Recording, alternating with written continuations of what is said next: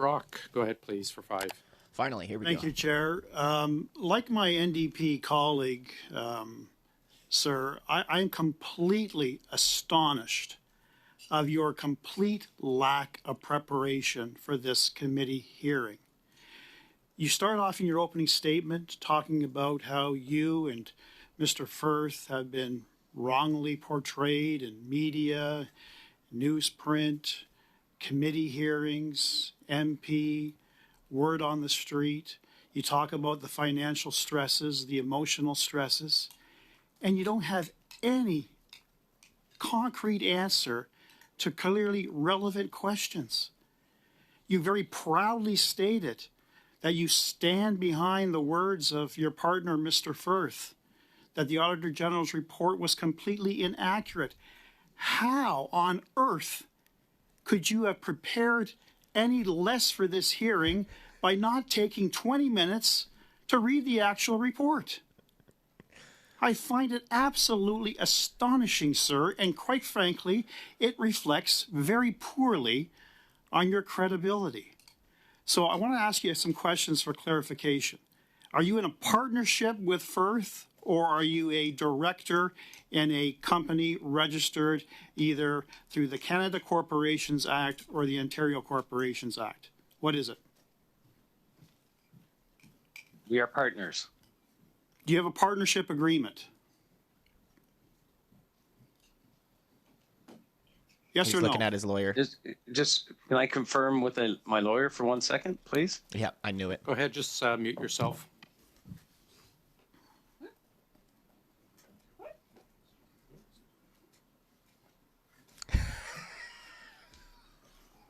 I love her face.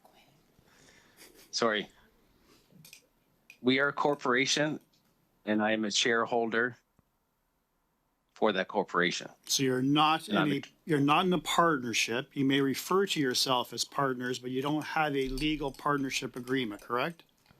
That's correct. Okay. So you are a director, and you didn't understand that directors have joint and several liability, meaning that you're both responsible for consequences of the acts of directors. You're aware of that now, sir? I don't believe that to be true. Okay. Well, that is you can true. check with your lawyer on that. Mr. Firth has put it out there in real evidence that he has committed, not on one occasion, but on multiple occasions, acts of forgery that would be defined as a criminal act under the Criminal Code of Canada. He claims it was a mistake. And as a former prosecutor, pretty much every single accused that I dealt with in the last 20 plus years always claimed they made mistakes. You understand, sir, ignorance of the law is no excuse. You understand that? Sure. Now he does.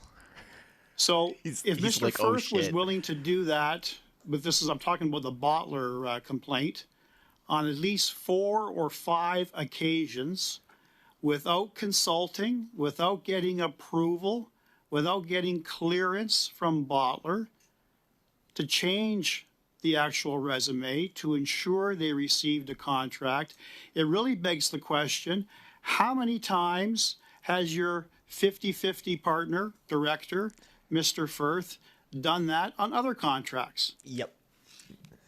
Do you have an answer to that? I don't have any knowledge of that.